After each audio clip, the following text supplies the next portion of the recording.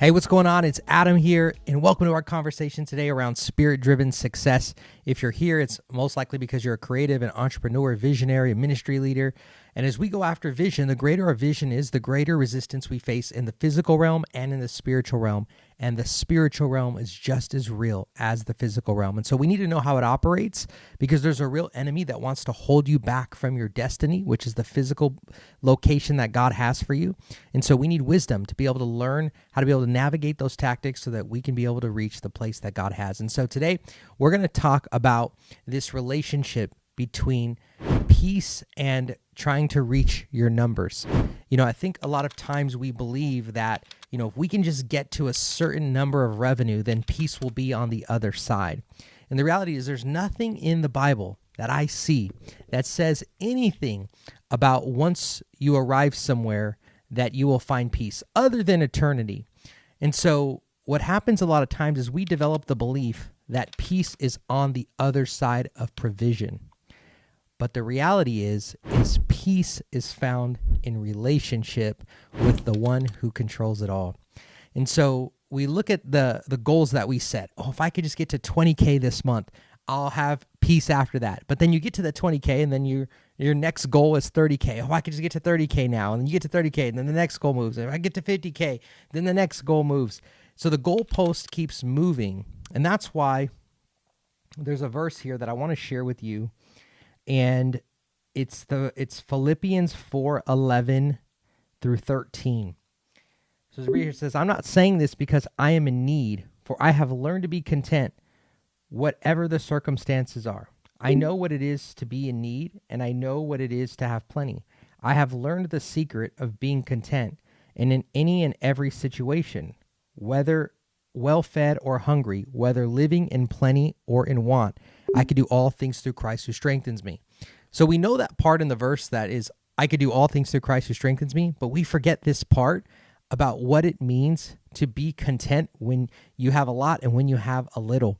And it's easy to pursue numbers, because when you pursue numbers, it's measurable. So you're like, if I can just get to 10K a month or 20K a month, I'll be at peace on the other side of that because it's measurable. But we forget that peace is not found on the other side of the numbers. It's found in the secure relationship that we have with God. And so that typically happens when you're in a season where things aren't going as fast as you want them to go. You're not getting the momentum that you want to see. And so you start to feel the pressure, whether it's financially or, just having to maintain the vision that you're building. And so in your mind, if you can just be able to get to your numbers, it'll solve everything else. And so now you begin to develop a relationship or an agreement that peace is on the other side of your numbers. But the reality is that peace also, it doesn't come on the other side of the numbers if you don't already have it. Let me give you an example. You look at big influencers, or you look at big entrepreneurs, or people who've made it. They have hundreds of thousands of followers, and you're like, man, they've done it.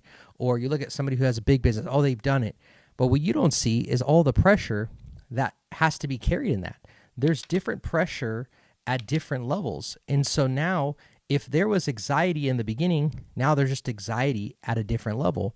So the idea is, like Philippians says, it says, I know what it is to have plenty, and I have learned the secret of being content in any and every situation. So what Paul is doing is he's disconnecting the idea that peace is tied to a certain level of provision. He's saying it's not about a certain level of success where you now get to have peace. He's saying in any situation. The challenge, though, is that we can't see relationship. We see numbers and we see metrics, but we don't see relationship. So what does that mean exactly? It means that right now, God has peace waiting for you right now where you're at. Right now in your circumstance, he has peace for you right now. But it's easier to put our faith in numbers. It's easier because we can see it. We can calculate it. We can say, if I could just get here, it'll solve my problems. That becomes a dangerous place because the goalpost keeps being moved every time you hit a new goal because it's always something else. So one of the skills that we need to learn is to be able to have peace right where we're at. And we do that through being able to honor the relationship and the security that God provides us.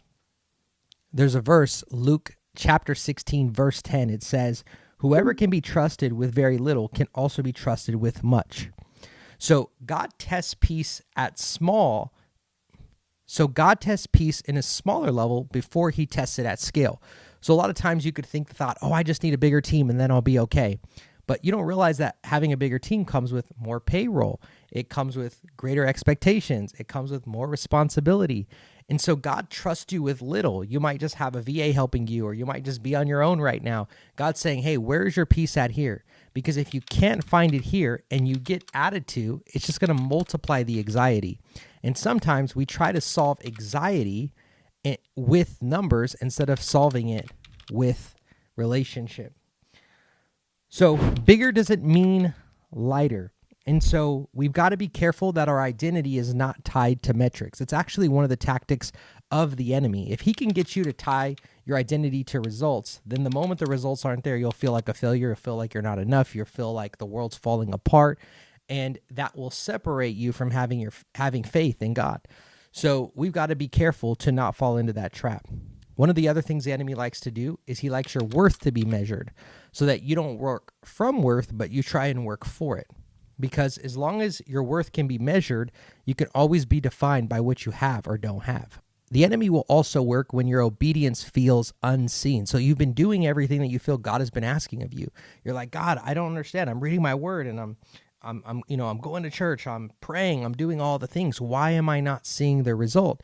So when that happens, it's easy to now move our faith into something that we can concretely see, or that we see as tangible evidence. If I could just get more money, then I'll be fine. I'll be able to take care of this, and I'm not feeling seen by God. So let me just put my hope over here. And that is the temptation. The other thing is when your growth feels slow, it's easy to just want quick solution by getting the metrics. So if I could just get to a certain amount of audience growth, or if I can just get to a certain amount of conversions, or I can just get to a certain amount of sales, I'll be good. And so that is what the enemy wants, is for you to no longer have your security in your faith, but have it in the metrics. And that's what we have to be careful of, because we're in a society where the metrics are public. When I was growing up, there weren't public metrics other than your degree, right? Now it's everywhere. It's every day. You can see somebody's social status right in front of us, and there's comparison all day long. And so the enemy likes to take the metrics and move our faith in that. And so Ecclesiastes 4:6, it says, better one handful with tranquility than two handfuls with toil and chasing after the wind. What God is saying here is that peace with less is greater than stress with more.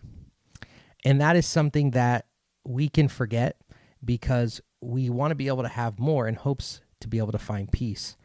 But God is saying here, this verse it disproves this hustle-driven rest, that if I can just work to get to a place, I'll finally get to rest. That is the lie the enemy wants you to believe. God wants you to be able to rest in God right where you're at right now. And so stop trying to out-earn anxiety and start out-praying your anxiety. And if you want to be able to join us in prayer, you're an entrepreneur, creative, a visionary, you want to be a part of our community, it's free to be a part of our Telegram group called Spirit Driven Success. I do free discipleship in there. We get to expand on these conversations and aim to be able to really walk in the way that God calls us to, and so that we can see out our visions. And so if you want to be a part of that, it's free. You don't have to have a certain level of success to be in there. You can come right in as you are. And it's just it's an awesome community where we get to have this conversation around money, faith, and business. And so thank you for joining me today, and I hope this blessed you and just served you as a great reminder that peace is not on the other side of provision. It's right where you're at in the vision where you are right now. So thank you so much. Hope this helped you increase today. God bless you, and I will see you the next time.